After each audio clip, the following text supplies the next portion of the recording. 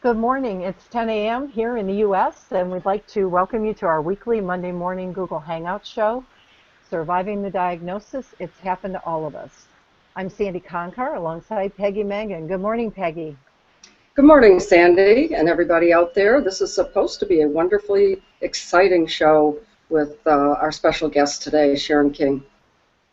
Yes, I'm excited for the show as well. It appears that she's having a little technical difficulty getting on, but we'll just move ahead. And the first thing I'd like to do, Peggy, is that just take a few minutes and share with our listeners why we saw the need to provide a place for patients and family members and friends to gather. And that need was actually to provide a place for our listeners to share your daily struggles and challenges in managing your individual roller coaster of emotions associated with your situation or diagnosis. And we found that that need is so great, along with the need in learning how to enhance communication and understanding between all parties. So that's the premise of our shows. We also found this platform to be very beneficial for us to share some of our own challenges and experiences related to our diagnosis and situations, which actually spans over 4 decades for each of us individually, in hopes of bringing you through your journey more easily and calmly. We will meet you in that space between your stress and fears and your hopes and dreams. In this space, we will help you embrace your vulnerability, which we've talked about on other shows this month, and move forward in embracing your power, which you may define as your strength and confidence. We invite you to join us live on our open discussion Mondays Hangouts and share your experiences and challenges with us and our community.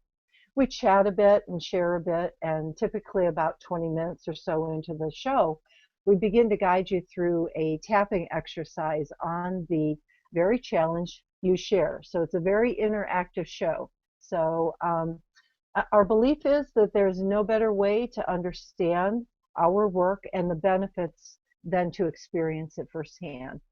And if you're not familiar with tapping, we will provide a link to the tapping diagram and overview right here in the chat box for in a minute or two.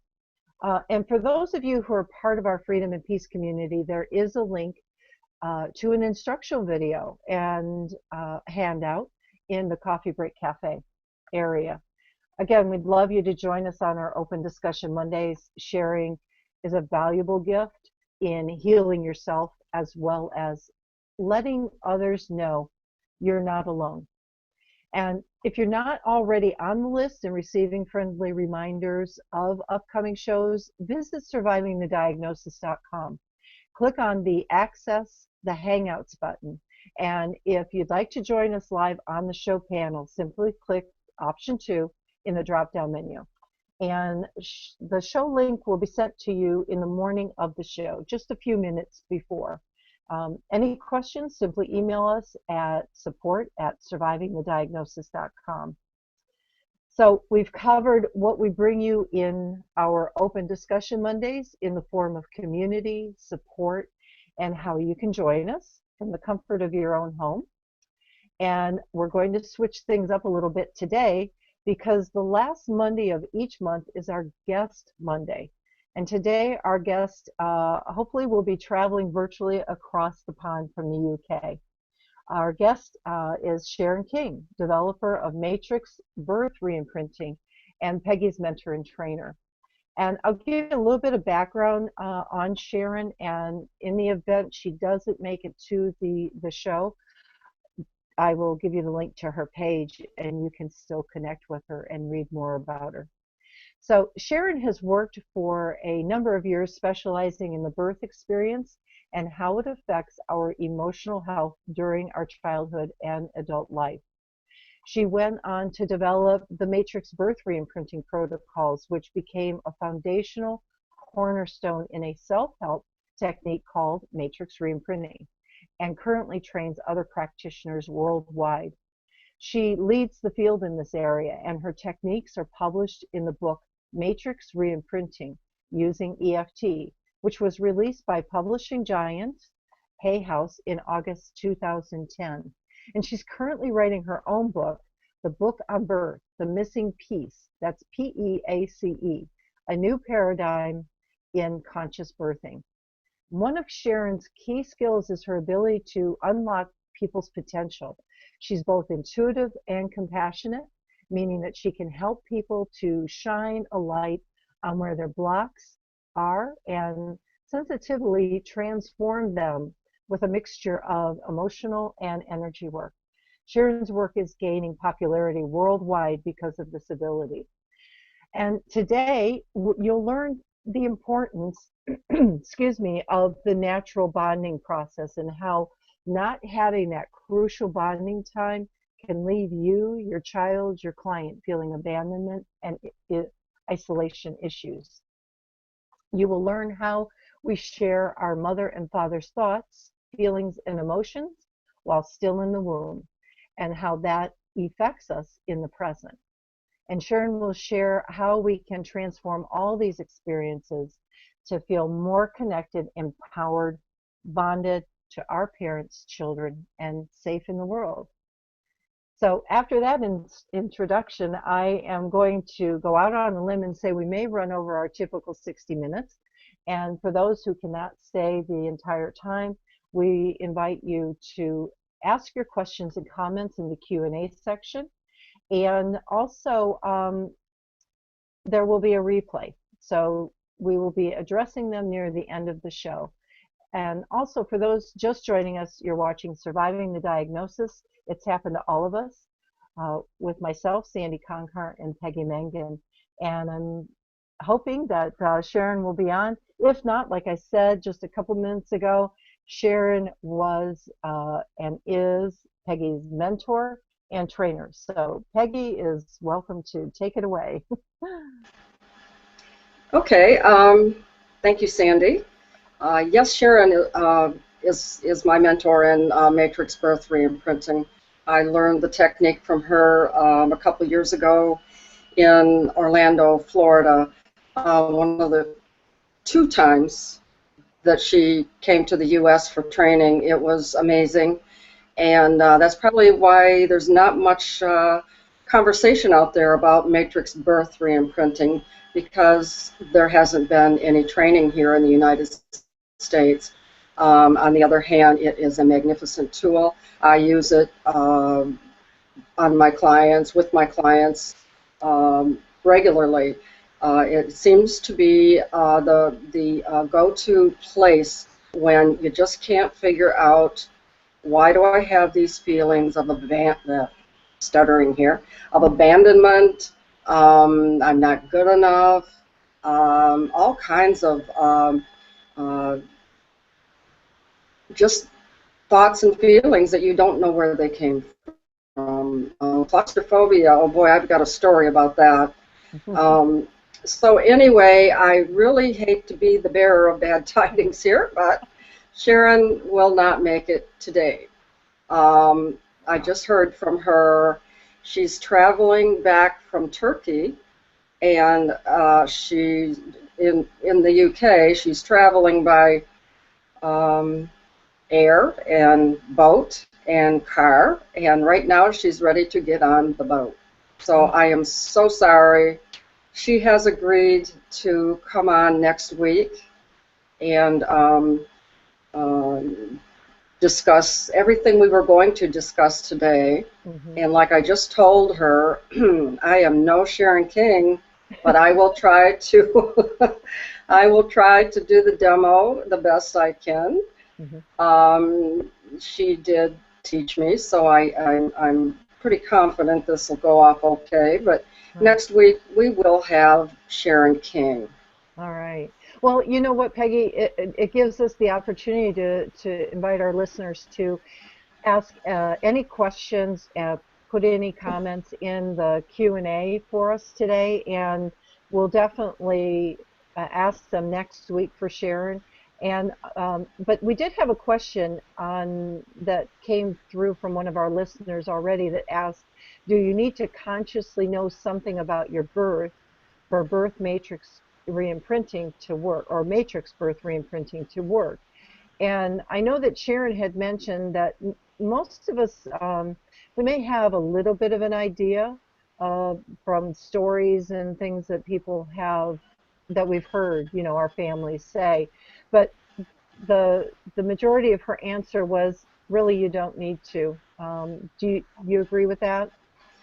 Yes, and having learned that from Sharon a few years ago, 3 years ago, even people that are adopted and know nothing of their birth, and sometimes there's a little something, your mother was English, your father was Irish. I don't want to get a feud going, but that just came into my head.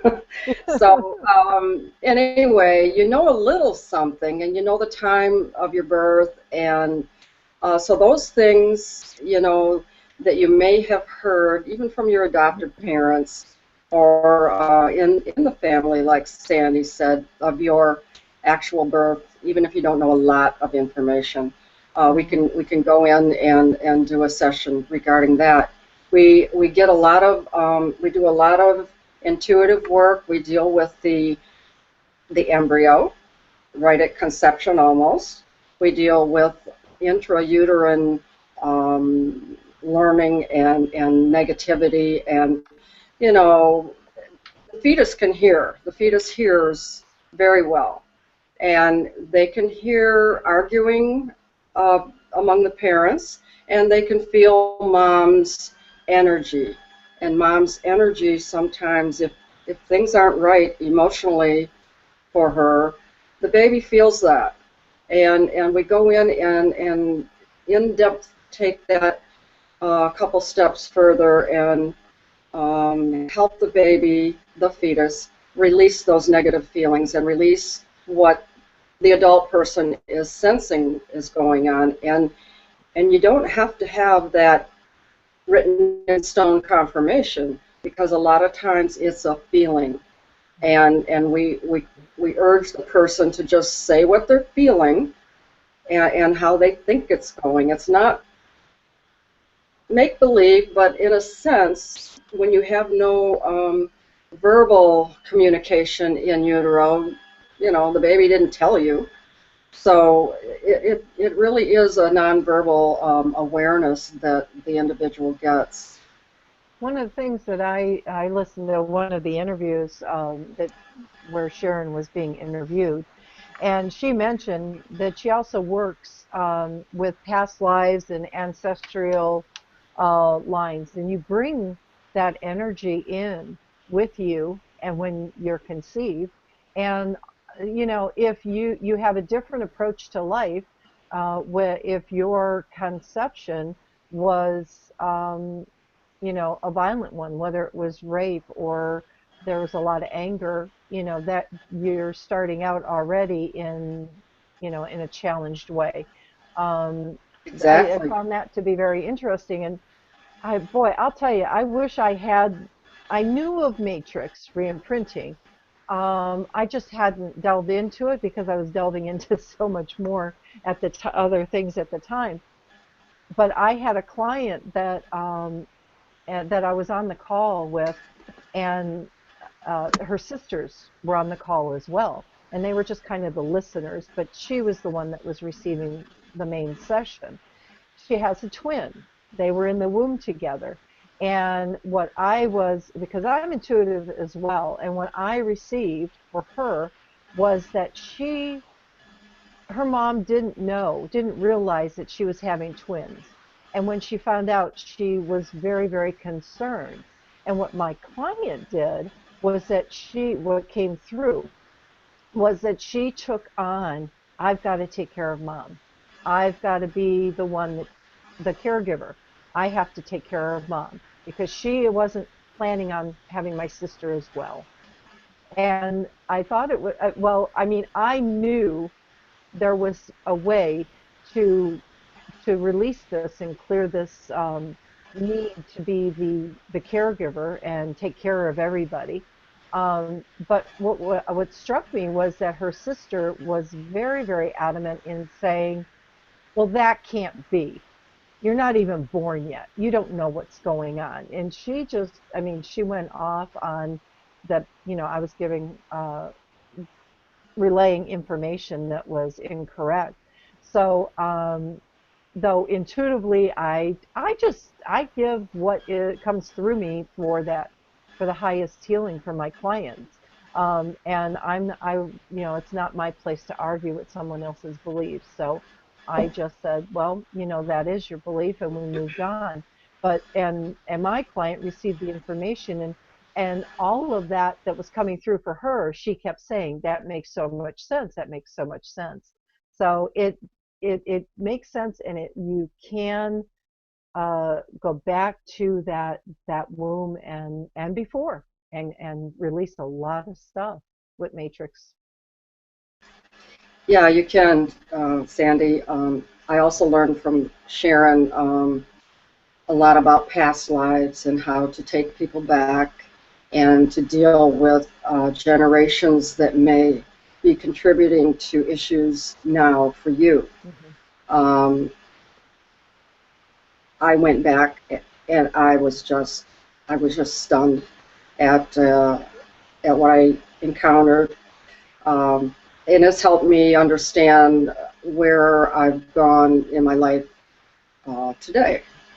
Without getting way back into that, but yeah, that's also a process that you can do with a client when you learn Sharon's work.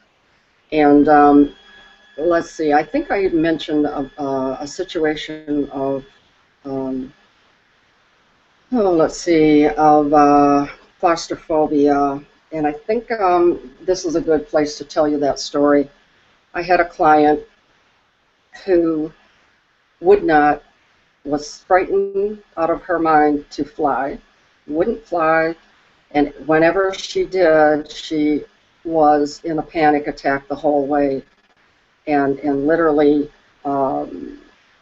sweating and hyperventilating, and it was really uncomfortable for her.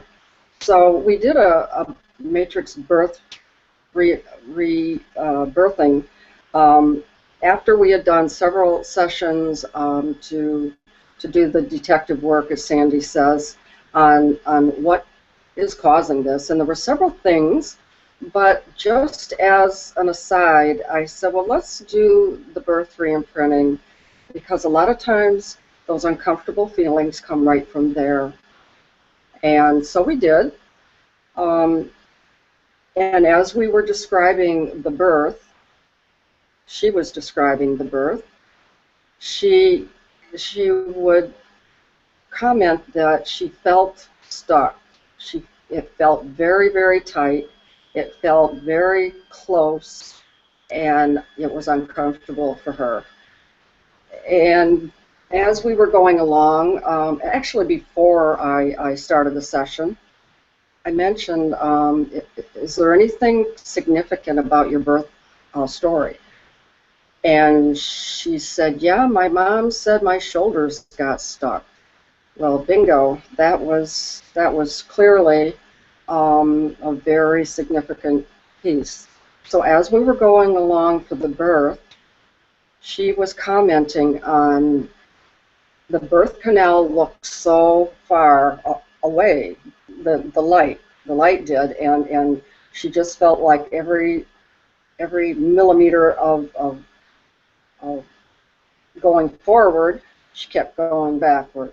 So finally, at the pelvic outlet, and when we were delivering her shoulders indeed got stuck.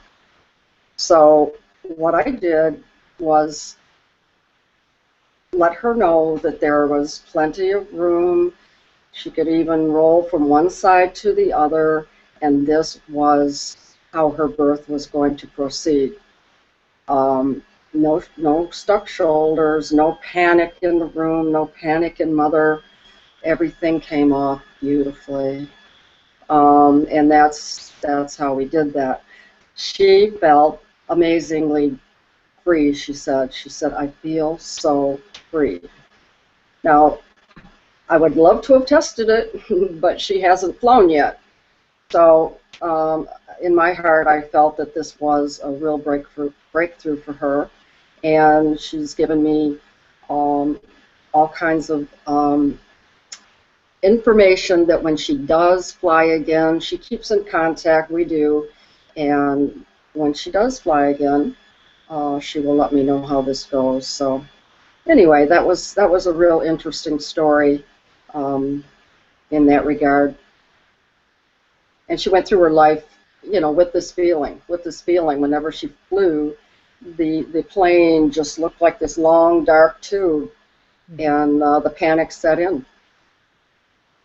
Well, I remember too, again, related to this interview that I was listening to the other night, that Sharon was on, and she mentioned that she had a phobia of spiders, and she was on this, she was doing some work with a client and or a workshop type group, I believe, and well, the end result was that she was working with someone and worked on their issues. And when she got home, she saw this spider in her home and she didn't freak out where like she would normally freak out. She didn't even, step on it and kill it. She just let it go and it went on its merry way. And what she was amazed at was that she wasn't even working on that, that working on it wasn't in her consciousness of I need to work on this. So that, Right. I mean, that's just phenomenal work when you can borrow benefits, and that's what that's, classified as, from the work that we do. And I find working, with you, Peggy, and with my clients as well, that, there's a reason on some level that we've been brought together and we're working on their issue. And I truly believe that reason is because there's something within me that needs work done, and I have absolutely no awareness, conscious awareness, that the need is even there. So that's I just get excited about that. Yeah, yeah. I always gain when I do a matrix with people.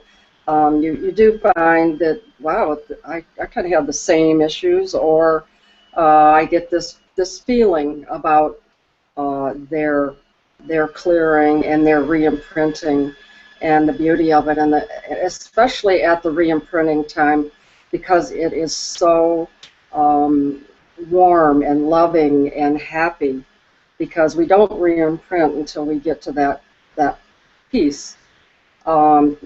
Everything has to be good before we re-imprint, and I just find it so just warming to my heart to go through these experiences with people. Sometimes it's just amazing. So, Sandy, do we want to demonstrate, or actually, I'd like to tell the people you are listening to Surviving the Diagnosis. It's happened to all of us, and we were supposed to have a very prominent practitioner from the UK in Matrix Reimprinting, but she's en route to home from Turkey, and I don't feel too sorry for her there because I've seen some of the pictures. She had an amazing time. She went scuba diving. She was there with her good friend and also a wonderful practitioner, Susie Shelmadine, and they had a wonderful time in Turkey. So she assured me that she'll be back next week, and that'll give us a chance to get some questions in that we'll Right. be able to ask her. Yeah, and our listeners can do that through the Q&A app that's associated with this video right now. You can, if you're on Google Hangouts, feel free to step in and type in, and we'll keep those handy, and possibly even questions that Peggy can answer around the matrix reimprinting. But we'll definitely address them with Sharon as well. Um, and any comments? Uh, yeah. Uh, for and I wanted to mention too, to receive the reminder, because we're all set for today, but for the reminder that she is going to be on next Monday, go to survivingthediagnosis.com/Sharon King, SharonKing. So survivingthediagnosis.com/Sharon King. So yeah, I would like to, I'm very intrigued by Matrix. I know you've facilitated a Matrix a couple times on the shows, and they, they're, would you say they're quicker or they just go deeper? They're more advanced in your, um, I'll say healing, than just using EFT. Yeah, I would say, in my experience, Sandy, that you reach a transformation in the matrix, and it does seem to go quicker. We do tapping because it is an advanced form of EFT, but we work with what we call echoes, and the echoes are our younger selves. And even if it was a year ago or 6 months ago, it's still your younger self. And what we found, what Carl Dawson, the founder of Matrix Reimprinting, has found, is that we have a field around us. We all do, and we're all connected to these fields. Our field is connected to, I'm connected to you, Sandy. We're connected to our people in our household, and everybody around the world. We're connected energetically. So what happens with the echoes, and that's energy conscious hologram, Carl named it, but the acronym ECHO works very well. It even is kind of an endearing term for a little person. So So you're saying the echo is actually like your younger self? uh-huh, uh-huh, Okay. yeah. So the echo is the younger self. And I will just give you a, for instance, I like to use this when I work with clients. Say, for instance, you're a 3-year-old at the grocery store with mom, and you are separated. Now, at 3 years old, a child is in the brain waves of just taking everything in as though it were so. I mean, they're like little sponges, and everything that's said, everything that they experience, that's the truth. That's the way it is. They don't really start thinking differently until they're about 6 years old, 6, 7. But up until then, yeah, it's just the way it is, and they take it all in. All their experiences come mostly from these early days. All of our experiences. So anyway, here is this little child, and mom is grocery shopping, and child goes over and looks at something, and they're separated. So the child is panicking. She just knows she'll never see mommy again, because that's just the way it is. When she can't see mommy, mommy's not there. She doesn't know mommy's coming back, or will look for her till the nth of time, because mummies don't let their children get lost in the grocery store without really going through a panic herself and looking for them. But the child doesn't know it, so she is in this panic, and she is feeling total abandonment, total confusion, total fright that there's nobody there, I'm here all alone. So anyway, mommy comes back, gives her a hug. Everything's okay right then.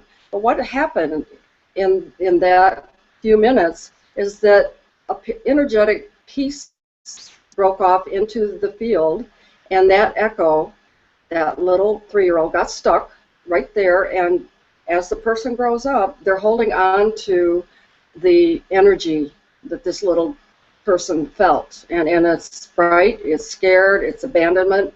And once they grow up, say for instance they are driving in a city where they don't know their way. So, you know, they're lost basically. And this panic sets in, and this feeling of abandonment sets in. And what's happening is this adult person is going right back to where that energy got stuck and that panic. And it's a 3-year-old response. Total fear of being abandoned, doesn't know where she is, etc. So when we work with the echoes, we change the energy by giving them what they need, asking them what they want in this instance. They might say, I want my mommy. We take mommy into the matrix. I want my daddy. Everybody that they want to feel safe comes into the matrix. And we take note of colors that they see, feelings in their body, that sort of thing. And with all that information, we take the energy through the top of the head into the mind and bathe every cell in this person's body with this new, beautiful, warm, loving scene. And that gets put back into the part of the brain that is responsible for memories. And what happens then is it's changed to that beautiful, warm, loving, mommy and daddy are with me, I'm okay scene. And that's basically matrix reimprinting. Peggy, what happens though that when you're in the or you know, your younger self, and how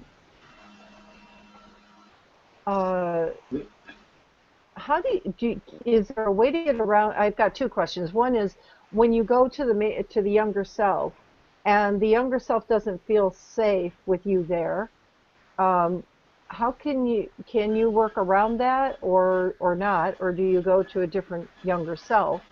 And the other question is, what do you do when you bring them into the matrix and they don't know what they want?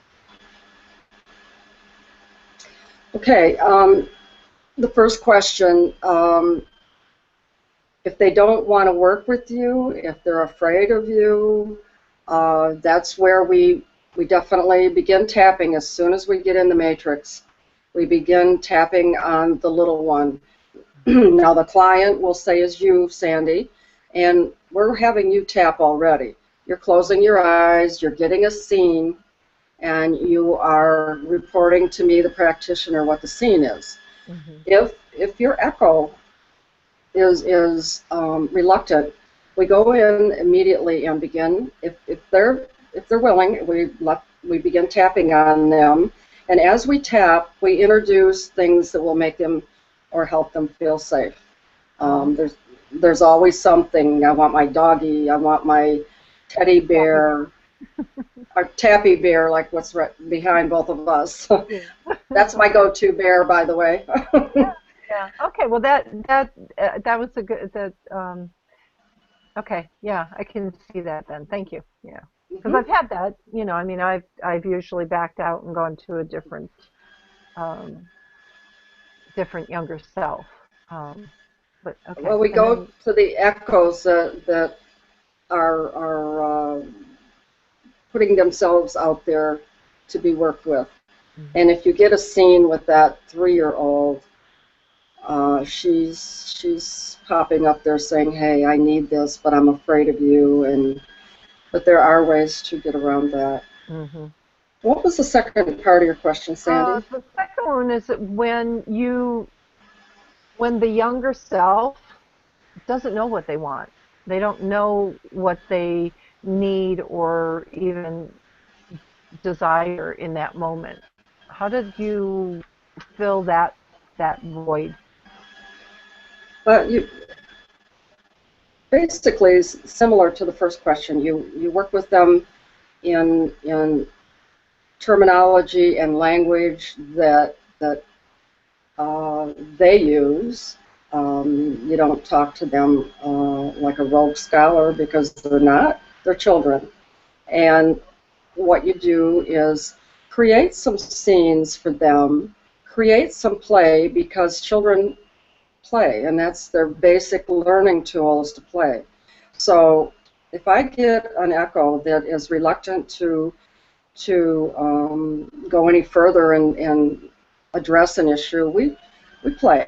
I let them play, bring in their favorite dolly, bring in their favorite teddy bear, hopefully it's Tappy, and their favorite doggy, and you know, you meet your client where they are, and in Matrix, that's exactly what you do, because the echoes can be quite young.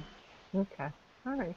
Well, we're about 20 minutes till 11, and I'd like to experience this Matrix Birth Okay. Reimprinting. So, and it's a Birth? little bit different. I think you and I did a Matrix Reimprinting on one of the shows. So, and privately we did a birth reimprinting. So, which one? There, there's a difference, right? Yeah, Between the yeah. two? Okay. Yeah. The birthing, you take a person back through either their birth, or if they had a traumatic birth with their child. Do you have any information on your birth story, Sandy? Um, Yeah, actually I do. So that would be cool. mhm. And it was all around let me think about how to put it into words. I I think the feeling that I get around it was I wasn't wanted. I was like the oops of for my parents, and I'm sure a lot of us experience that. The night of my birth, I know that my father, from what I've heard, my father was nowhere around.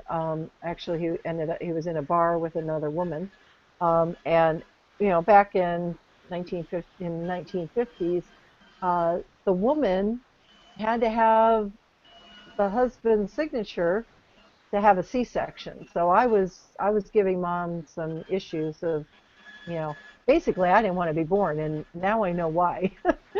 But you know, you know, but anyway, right at the very last minute, um, I decided to flip around and say, "Oh, what the hell?" And I came out the natural way. But that's the background of mine: is one, not being wanted, um, and so I guess that's it. Just not being wanted, knowing I was, uh, and I think that in my own personal belief is if I hadn't been born, my mom would have left my dad a long time ago. And instead, she didn't feel that she could manage three children and on her own. Two, maybe three, no. And so I kind of feel responsible for all the crap that she went through in her life because she stayed with my dad. Um, and just a little preface is that I came to a peace with my dad and my mom both. So, but that's still my history in birth. Okay, okay. So you said the baby flipped around. You flipped around. Were you Hmm. breech? Were you breech? I was what I was told was that was why the doctor was going to, first of all, the doctor was going to go on vacation, and so he wanted to rush my mom's delivery so he could get on vacation. So I wasn't ready. So I guess I was in the position of breach because I wasn't ready yet. I was hanging on for my due date. And because of that where the position I was in, he wanted to rush it and do a C-section. I hope that Okay, answered. that did answer. Okay. Being an OB nurse, I got it. So I don't think I was intentionally going to be a breech birth. I was just being rushed. It's like, don't rush me. Yeah, yeah, and I bet you get a lot of those feelings today. Don't rush me. That's why I'm laughing because, Yeah, like, I have to think things through here. Don't rush me. yeah, yeah. Yeah. And that comes from your birth. People that are rushed through the birth get Yeah. that feeling that they're always being pushed forward, and they're not basically ready. So, okay, what we're going to do is we're going to do a mini session, because it would take about an hour to do a full matrix birth reimprinting, but I'm going to abbreviate it. Okay, something just came into my mind. I'm sorry. That might be helpful.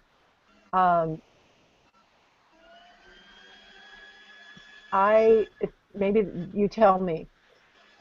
I look at a situation, say a problem, and then I look for the solution. I don't want to spend time over here in the problem. I want to, you know, like a bull in a china shop, get to the solution and get through it and put it on the shelf. So I don't know if that has anything to do with being rushed. So that was just another thing as you were talking. Sorry to interrupt, but Oh, that's good. I'm writing this down. Okay. Okay. So what we're going to do, we're going to begin tapping okay. on the points, and you just go where you feel you need to and close your eyes. And what I'd like for you to do is imagine or think about that scene where your mother is in labor, you, the little fetus, going to be a neonate soon, is getting ready to come out into the world, and they're rushing you. They're probably giving her something that would augment the labor, probably broke her water too soon, and that was kind of a typical way to rush things. Just think about all that right now, and slowly tap, and tell me when you get a feeling of the scene. Okay. All right. Is your mother in the hospital? Yes. No. Okay. And there's no one in the labor with her? I assume that, Yeah. yeah, that wasn't allowed pretty much back then. Yeah, it was Okay. very frowned upon. The fathers were so removed from their children's lives in the beginning. That's Yeah. okay. That's another issue story. Okay. Yeah, we can do that another time. All right. Let's go in there as your mom is in labor. And she's getting more and more of what I call the energy, the squeezing of the energy that's called labor. I'm not going to call it contractions per se. She feels that intensity periodically, and it's beginning to gain strength. And you, as the little fetus inside, you're reluctant. You're reluctant. You don't want to come out today. And what we're going to do is change some things in the scene. We're going to change the initial conception. We're going to kind of mix things up here right from the beginning. We're going to change the conception. We're changing the attitudes of mom and dad. They're beginning to really enjoy the thought of having their third child. And I know it might not seem like it's possible, but that's just how we're going to do it for now. Just imagine that. We'll have mom and dad. Dad's not at the bar right now. We're going to bring him home, go through the beginning labor with mom. Mom's gone to the hospital. How's the baby feeling right now? How does she feel about mom and dad together in this situation? And go ahead. Wanted, and my eyes water when I tap. It's not tears right That's now. okay. It's wanted and loved. You know, comforted. Good, good. She's Mhm. feeling wanted and loved because mom and dad are both right there. Mhm. Okay, so we're at the hospital. These waves of energy are getting much stronger on mom and the baby. She feels these waves of energy. And Sandy's moving a lot of energy right now because she's yawning, and that's one of the signs. So what we're going to do is just let mom go through these waves of energy, let the little baby feel the squeezes, nothing uncomfortable for the baby. Mom is coping very well. And the doctor comes in, and I think what we're going to do is change the doctor. Who's going to deliver little Sandy? Who would you like to deliver you? Hmm. The doctor that delivered my children. He was Okay. awesome. Dr. Okay. Dawes. All Dr. right. Dawes. Let's bring him in. Let's bring him Mhm. in. And he is a wonderful guy. He's patient, he's loving, he's concerned. And we're going to have him at your mom's bedside. Mhm. And he's all about letting nature take its course beautifully. He doesn't break the water too soon, so mom's continuing to labor. And she's feeling some pressures.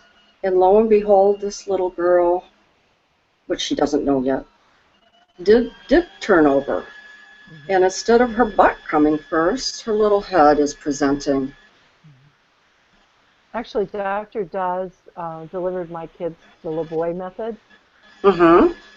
Would you like to be delivered that way? Yeah. Hmm. Okay, Yeah. we'll do that. We'll do During that that. sterile, cold 1950s time. Yes, Mhm. indeed. So Yeah. we're gonna really advance this birth, and we're gonna have the lights down fairly low, and we're gonna have really kind, loving nurses at your side, your mom's side, and really giving her everything she needs, because a mother in labor does much better if she's getting mothered. So we're going to Mhm. have these nurses very, very loving and mothering, meeting her every single need. And the labor is progressing. There's a sense of the waters leaking, and they begin to burst, which does contribute to the little baby coming down into the birth canal. And we've got, what was your doctor's name? Dr. Dawes. Di. Dawes. D-A-Z. Or D-A-S. Dawes. Das. Okay, Dr. Like Das. like Oz, but Da with a D. Oh, okay, Dr. Daz, I got it. Mhm. So Okay. Dr. Daz is down at the foot of the bed. We're in the we're in a modified delivery room where mom can feel very safe, like she's at home. And we've got dad in the delivery room. He's very loving and nurturing to mom up by her head. And the nurturing nurses are going all around the room preparing for this beautiful baby to come into the world. Now, before now, I'm assuming you've been pretty dissociated, but right now I'm going to have you associate with the feeling of this delivery. You're feeling the squeezes. They're Mhm. nothing uncomfortable. They're just warm, cozy squeezes from your mother's body. She's coping very well, so you're not frightened by any unusual noise or rush of adrenaline. She is coping very well. And they're both really loving the thought of having this new baby. She's pushing now. She's doing a really good job. She's coping extremely well. Your dad is helping her and right there with her. The nurses are helping her. They're right there encouraging her with loving words and, oh, this is going to be a beautiful baby, because her heart tones have been exceptionally good this whole process. So we're going to be pushing more and more, and you're going to feel these waves of energy a little tighter, but nothing uncomfortable. And all of a sudden you can open your little baby eyes and see this light. You see this light, and it's a wonderful thought that I'm going to come out and see my mommy and daddy. And there, in just a few seconds, because your head is pushed up against the perineum where the doctor is about to deliver the little baby's head, is Dr. Dawes, and he's got a wonderful lavender blanket. Mom's going to push this baby out. Mom is pushing. Her efforts are very, very controlled, very quiet, very sensitively urging her little one out. Okay, Dr. Dawes has delivered the baby. And what he does, he immediately suctions your little mouth out, but not hard, just to get the mucus that's in there out, and puts you on Mom's tummy. He's not going to cut the cord yet. No, tummy to tummy. Pardon me? Tummy to tummy. Tummy to tummy. Yeah, Lamaze, they don't bring the baby to the spine. They lay on belly to belly. That's skin to skin, belly to belly. Now, would you like to go into the Laboyer water now, or would you like to do that after you've done a little bonding, or is this when you want to go? No, the bonding is laying there, and just because the umbilical cord is still attached, I'm breathing off of that, so I don't have that cold shock into my lungs and my system, and so you know it's a very gentle and easing into the world type of process. That's beautiful. That's beautiful, and that's the way we're going to do it. Yeah. So what we're doing is we're letting you lay on Mom's tummy, skin to skin, until you start to look around. You start to get a scent of Mom's milk. You get the warmth feel of her body and the warmth of her love, and you start to move up, as all newborns will do. They start to crawl up. Your mom reaches down and gently encourages you to come up. And you lay between Mom's breasts, because that's the warmest part of a mother's body when she gives birth. And you just lay there for a second. Dad touches you on the back. You feel the warmth of Dad's gentle touch. You go up a little farther, and Mom helps you reach the breast, and you nurse. Now at this point, you open your eyes, and there in your gaze of vision is your mother's beautiful eyes. As I recall, they were blue. They were blue. And you look into her eyes, and you see the love and the warmth and the bond between you two forever. And you look over, and there's Dad right down by Mom's head, looking into your eyes as well. The bond is set forever for all three of your lives. And that little piece of brain tissue in the brain, the cingulate gyrus, opens up and bonds all three of you for life. So what we're going to do now, after you've done some bonding, the cord is finished pulsating. The doctor's going to cut it. Actually, in Lamaze, they don't cut the umbilical cord. I don't believe the placenta passes, and yeah, they do cut it. But the placenta passes, and then they cut it. Yeah.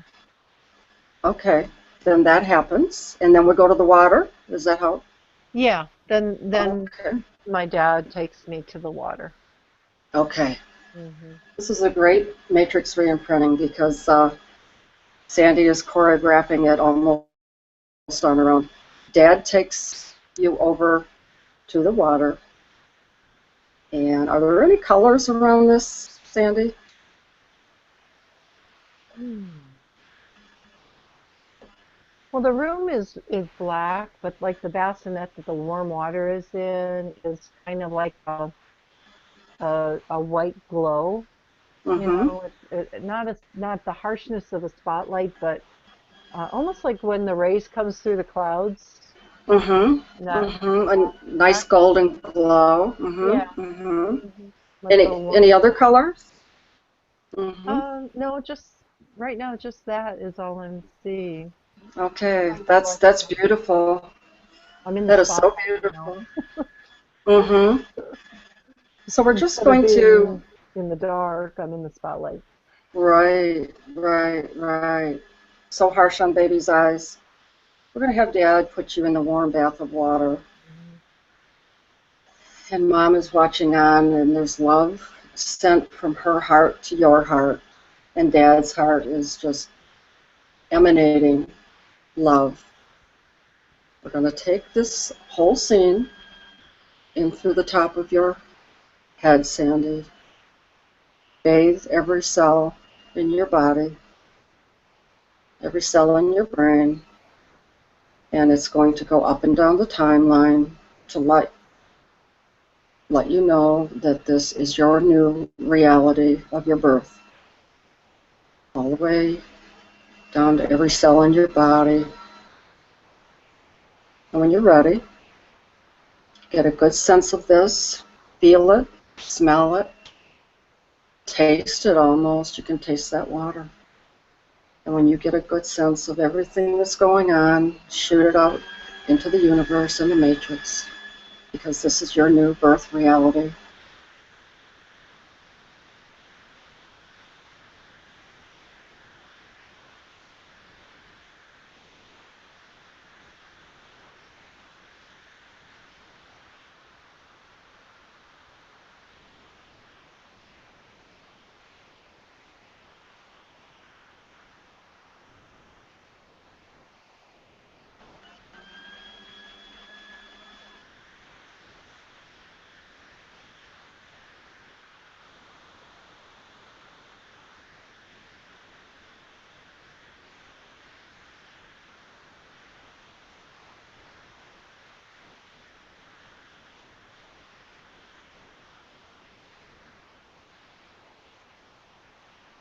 Okay, How, how, how did it go?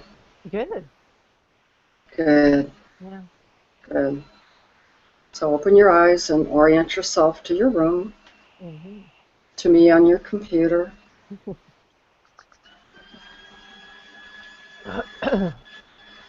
Wow. Yeah, very good, very good. Yeah. Wow. I'm I'll no tell you. Sharon King, but I think Uh, that was a good rebirthing.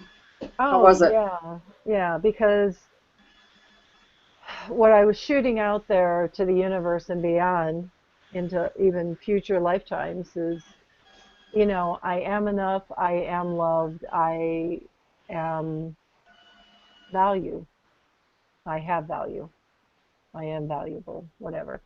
Yeah, Just the I ams that I never seemed I had, well, prior. right, right. You know, it's That's like you say to beautiful. yourself, I have value, I'm important and all that, but there's that little piece in the back like going, you're full of shit. Yeah, yeah. That Well, self-doubt thing that and creeps. Yeah. that's what happens. We grow up with those limiting beliefs, and they Hmm. come from the negativity around birth and the negativity in utero and uh, the, what we're told about our birth story. So Right. what we Yeah. do here is try to redo it, make it beautiful, make it loving. Yeah, because we did. You facilitated a matrix birth reimprinting for me around my daughter's birth, because my son's birth was. I mean, I had them both naturally, um, and Keith was the one that was born through the Lavoie method, and I just felt so bad that Aubrey had such a um, icky experience. that it was just the old way, you know, and the coldness and the hurry up. And so when we did that, I loved it. And, you know, that I was just really thrilled with Peace Birth. So, no better way to have your own. So it's kind of cool Yeah, that you can have your own birth the way you wanted it, not the way it actually happened. So, exactly. yeah. And this is the work that Sharon teaches you guys, and Mm, it's beautiful work. Being an OB nurse, I so love doing birth reimprinting because every outcome is a positive one. And when mhm, I worked, every outcome was not a positive one, and it's always happy at the end. mhm. So I'm sure we do have information on our website about how to connect with Sharon King, and Mhm.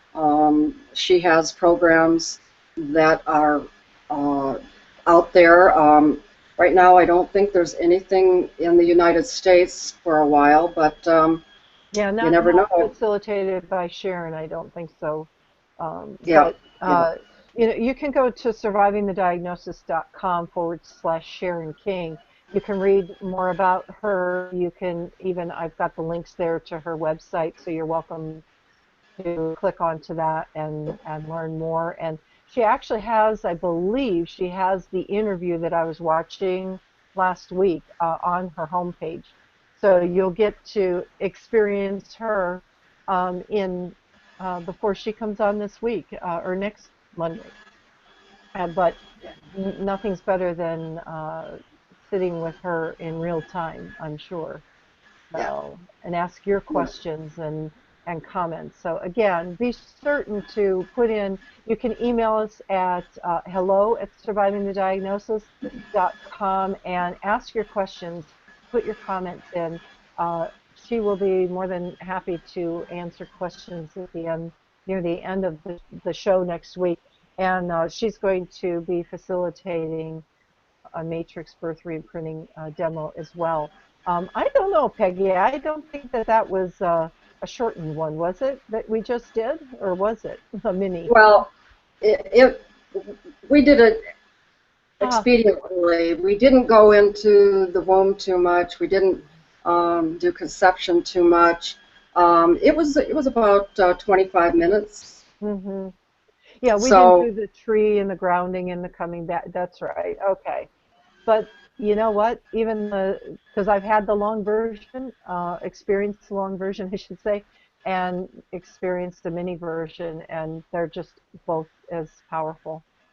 So. good, And good. it, you know, I think I'm it's like happy for you. EFT, you know, you can really go deep into an issue or you can simply clear it, you know, or have an awareness and clear it and take that charge. But if you really want to get to the, you know, to the root of it all, the core of it all, you want to spend a little bit more time. Yeah. But this is fun. Any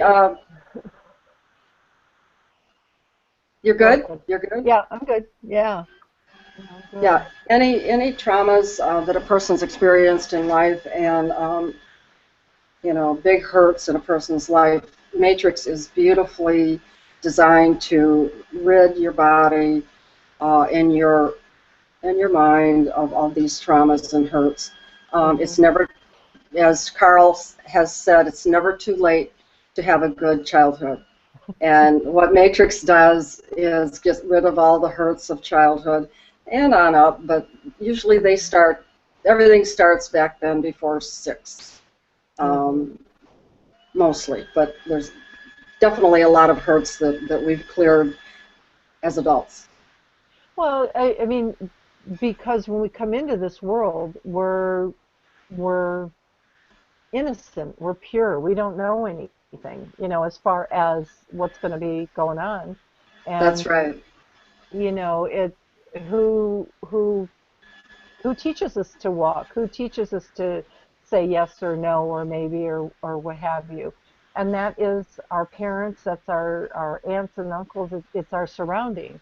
And so like you said earlier, we're a sponge, we just, oh my god, take it in. It's like Yeah. when the internet was first introduced to us, it was like, oh my gosh, you know, I could have Yeah. it right now. but it's not always all good. Too much, too TMI, too much information, can become overwhelming and go, ew, it gets icky. Yeah, So, but yeah, that's yeah. I'm kind of just spacing out at the moment. that's okay. We're kind of getting to the end of our show anyway, so Yeah. Oh, a yeah. good time for you to take a rest and integrate everything that's happened to you Yeah. and that you felt during this birth. So, Yeah. yeah, That's awesome. Well, I appreciate it. And, I believe there is no accidents. There was a reason for Sharon to be in her travels and on the boat so I could experience this. So thank you very, very much. I greatly appreciate it. you're very welcome. Thank you. Yeah. So again, you're watching survivingthediagnosis.com, and next week Sharon King will be our guest on the show. So be certain to go over to her page at survivingthediagnosis.com/. Sharon King, read about her, visit her website, and then come back and click on the Access the Hangouts and register. So you'll receive a little reminder on Monday morning or Sunday evening that she'll be on. So you can join us in listening. Again, you can watch us on our website at survivingthediagnosis.com, on Google Hangouts dashboard, or even better yet, over at our Facebook page. You click on Live Hangouts, and there you can enter your questions as well. But so there's many opportunities to connect with us. And just as always, our message to lead you through the week is that you're not alone. Your dreams and desires are always within you and within reach. So you can choose to live in freedom and peace. Have a great Yeah. week, everyone. Thanks, Peggy. Well, you're welcome. Bye, everybody. Bye-bye.